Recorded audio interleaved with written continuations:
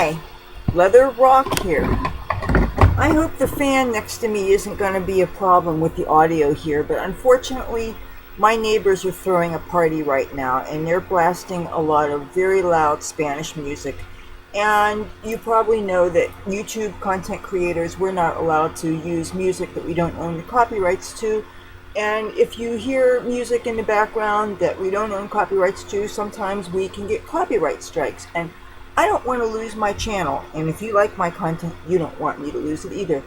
So I'm going to show you the makeup that I'm wearing right now. This eyeshadow, this has some khaki and some forest green shades in it. And I'm going to show you how to do it.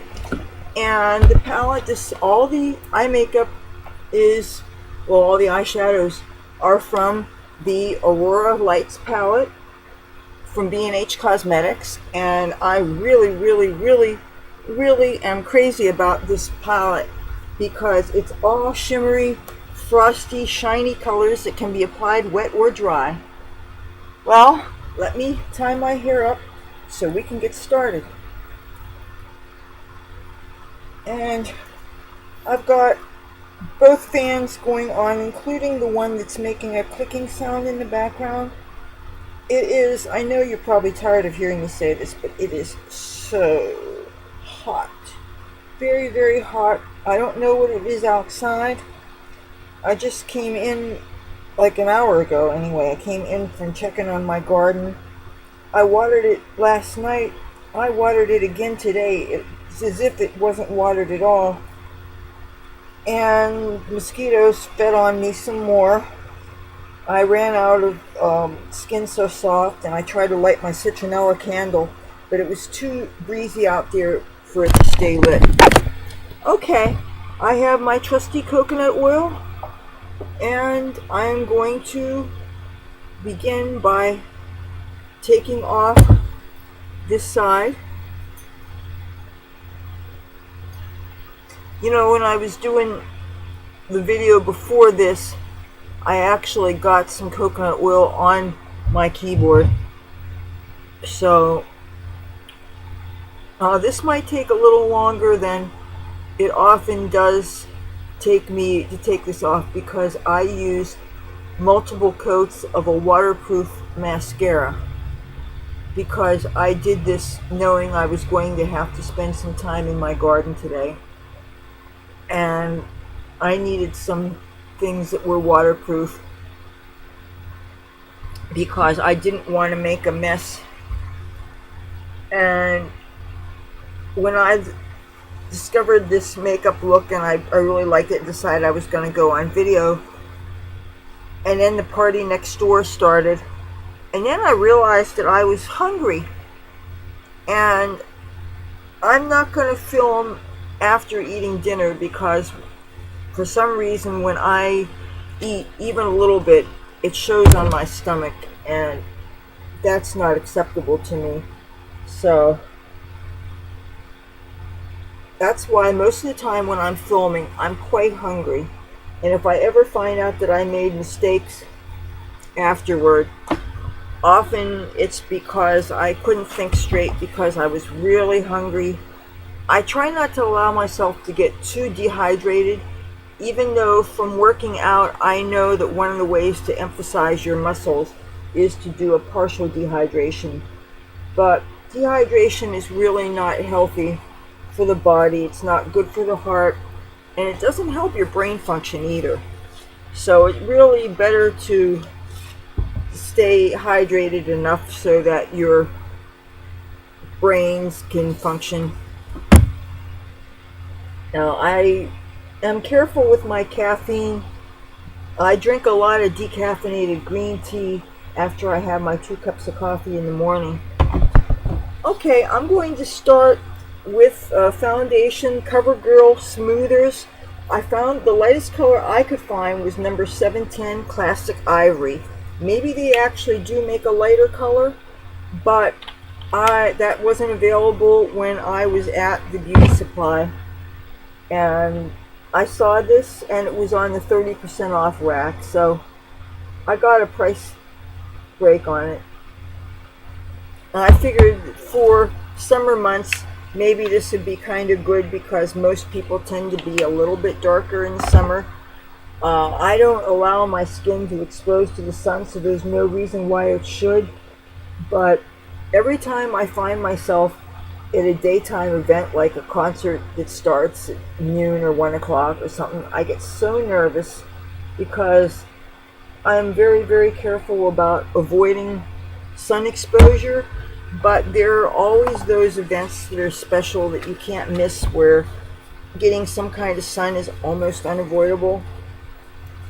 Like, I can stay underneath shade, and I do for the most part, but there are certain bands that you're going to find me right up in front because I love the band.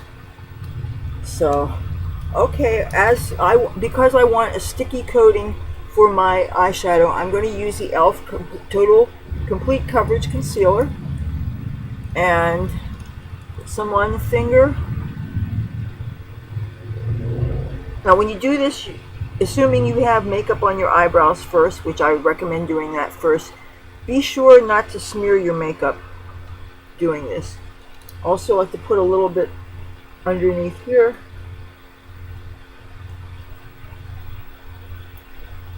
Alrighty. Now the first thing we're going to do is the brow bone color. And let me find the brush that I use for this. Okay, here we go. In the Aurora Lights palette, we are going to use a color called Sparkling. And this is a very light gold. It's not the lightest gold there is, because actually if you're into golds, I really recommend the Solar Flare palette by BH, the same company that puts this out. They have all kinds of gold shades in that palette. But for this, you want a lighter color for the brow bone. And you might not want to go, if you're very fair like I am, you might not want to go over too many times with this because you don't want a dark color. You just want some shimmer. Like, I like to leave about 1/8 of an inch of undone skin right touching the eyebrow. And just for this, go to the brow bone because you're not going to see most of this anyway. This serves two purposes. It gives a little bit of color to the skin, but it also keeps the colors that we're going to be putting in the crease from being too dark because we don't want them to stick too hard. Okay? So it doesn't matter if you don't see this too much because most of this is going to be covered over. Now, I want to make sure I've got the right brushes for this. Okay. Alright. Back into the Aurora Lights palette, we're going to go to one of the two greens that are featured in this. There's a green here that's kind of almost like a brighter, more vivid khaki green. Here is called Glowing. And it's this color right here. I want to make sure you could see it in here. See, I don't always know what the camera sees, and I'm trying to make sure that you want to get some good coverage on this brush. And this brush, just so you know, is from e.l.f. E-L-F. And it's a nice fluffy brush, but it's also dense. Now, I'm not going to do a sweeping motion with this. I'm going to do an approximately dime-sized circle. And I'm hitting right in the crease. I'm not going too close to the corner of the eye, okay? But I'm circling. Do you see that? And this color is being applied dry. Circling, circling, circling. It's about a dime size. Okay? Now, put that brush away.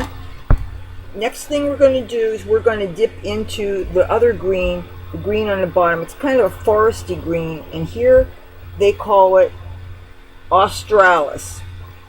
I want to get some good coverage on this. Sweep the brush around, and this brush I believe is from Vivace or Vivace, V-I-V-A-C-E. I got it at the dollar store. And I'm going to do another circle, and this is going to go more from the center toward the outer. But this time, I want to try to go for these to match, obviously. So when you're positioning these, get a look at where your iris is and your pupil. You want these to be symmetrical, obviously. So, but this color, and as far as the dime shape goes, extend it a little bit so that it goes to where the eyeshadow should go.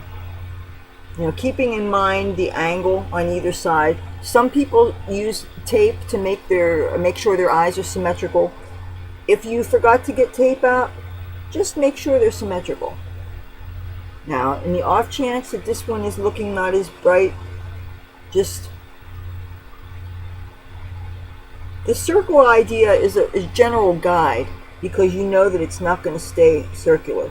Now, feel free to go back into the original green, and if you want to expand that circle and if you want to make sure that they're touching, you're not going to really need to blend this look because you'll find that by placing these colors properly, they'll seem to blend into each other anyway. Alrighty, now ready for the next color. Gotta make sure I'm finding the right brush, because you could screw things up by getting a wrong brush that already has another color in there. You want to keep these colors pure. Okay, I'm taking a C brush, which is more for packing than it is for sweeping. It's not a blending brush, it's mostly for depositing color. I'm going to go into the darker gold of this palette, and it is called 24 Karat. Do you see it in here? And I'm going to sweep over. I want a dense coating, and here you're going to go back to the eyelid, and you should have about 1/8 of an inch of skin, bare skin exposed. What you do is you deposit this gold color, this 24 karat gold, sweep it along the lash line. If it's not opaque enough, go ahead and do it again. You want to do it almost to the corner because we're going to have another color in the corner. Now, in the off chance that this color here, this eye, isn't as dark, go over it. Because you got to understand that this eye has had makeup on for about 5 hours. So you can't expect a freshly applied makeup job to look exactly like makeup that you had for 5 hours, unless you use the setting spray, unless you maybe wet the brush. There are different ways you can extend makeup and make it a little longer lasting. But the only thing that I needed to be long lasting is I needed a waterproof mascara, because I knew that I would be in the garden watering. It's very sweaty and I wanted my makeup to last. Okay, now this brush here is used a lot for eyeliners. It's a flat brush, but it's kind of big, and this is also from Vivace or Vivace. There is a color here called Phenomenon. It's almost like a really dark gray, taupey, woody brown color, and you want to sweep the brush lengthwise to get nice color deposit on it, and then we're going to follow it underneath the lower lash line. Hopefully right underneath your eye should be moist from that concealer that you applied, because you want this to show up as much as it's going to show up, considering that I didn't wet this.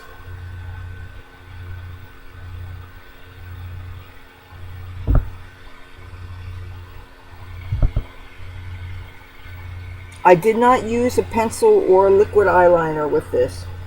So in some ways it's a little bit more on the subtle side, but in other ways it's really not. Okay, now we're going to want to dot that Phenomenon in the inner corner of the eye, and I want to make sure that I'm using the proper brush for that.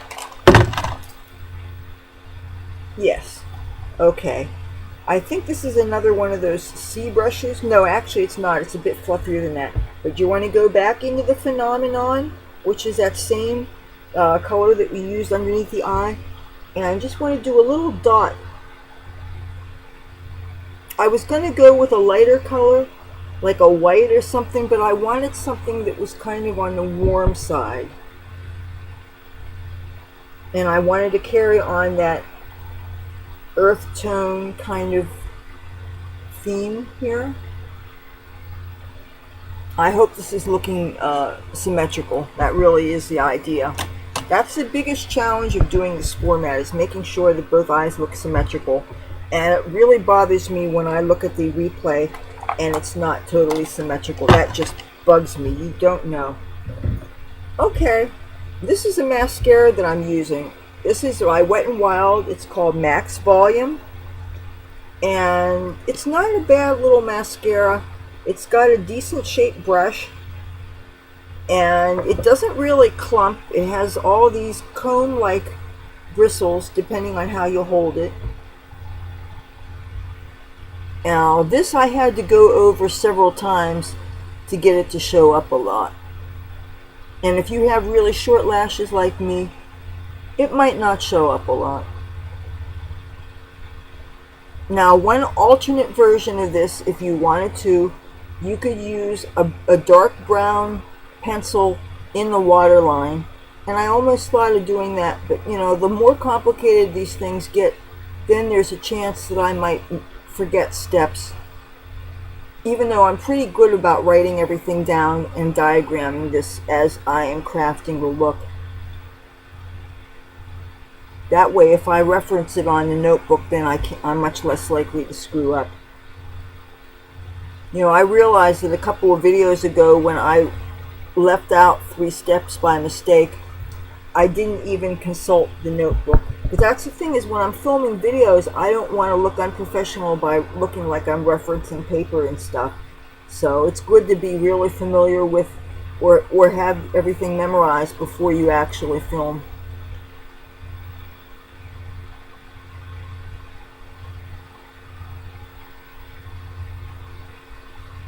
I didn't want to take a chance of using a non-waterproof mascara and having it smear when I was out today, because if that happens, sometimes you do such a bad damage on your face that there's no way you could really clean it up so that it's decent enough to film.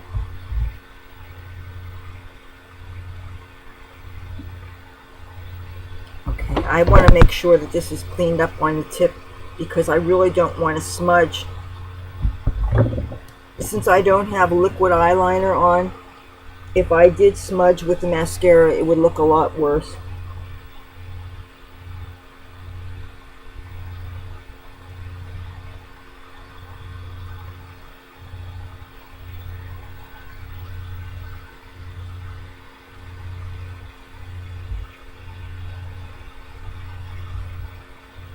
What do you think?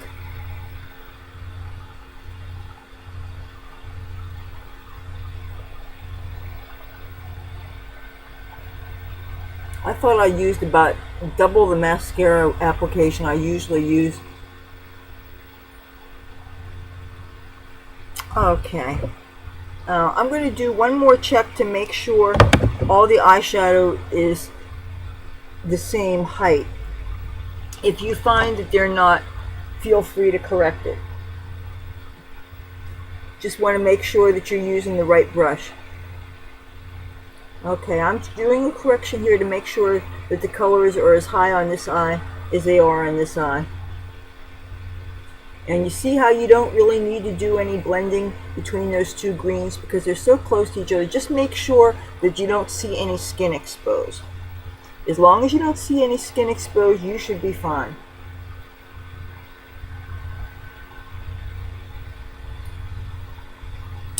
Okay. Now, as for the other colors I use, I didn't use my usual Jam and Improvisation contour. What I did was I used out of the Wild and Alluring palette, I used the bronzy shade, and I used that kind of sort of where I would do a contour. And I did it heavier than I normally would. I know full well that using a warm color when you're cool tone does clash a little bit, but because this harmonizes with the eyeshadow, it works. Now I used a highlighter. I used the Blacklight Highlight Palette, and I used one of the golds. Here they call it Electra, or Electra. And I just did a line here,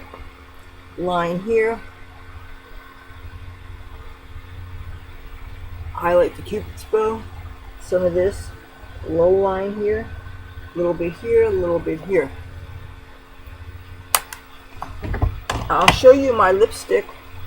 It is L'Oreal Cream Riche lipstick, and the color is called Toasted Almond.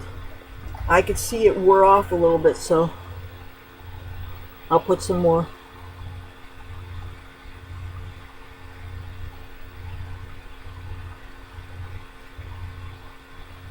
Now, if you like darker colors, another color that would look good with this would be a dark brown.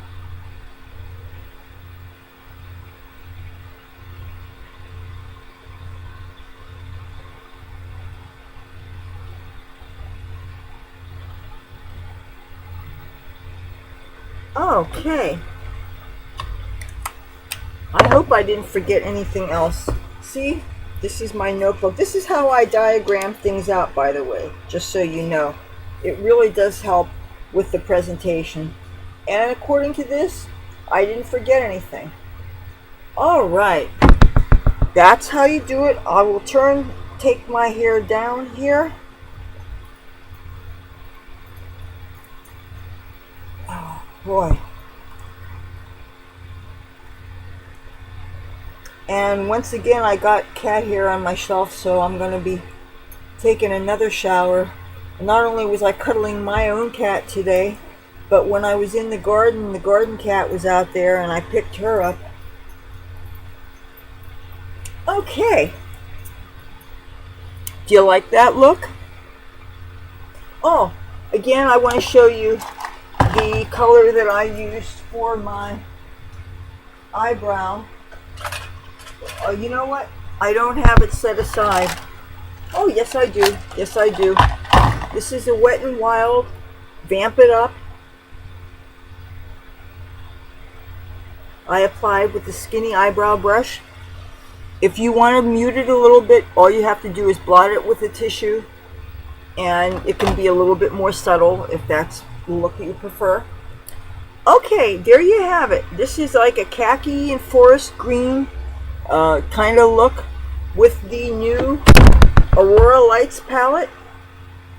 If you like this video, feel free to give it a thumbs up. If you like me and my content, I'd love to have you subscribe. Then you hit the bell notification, and that way you won't miss anything. I post 3 times a week for your viewing pleasure, and I'd love to have you join along my adventures. Till then, talk to you soon. Bye.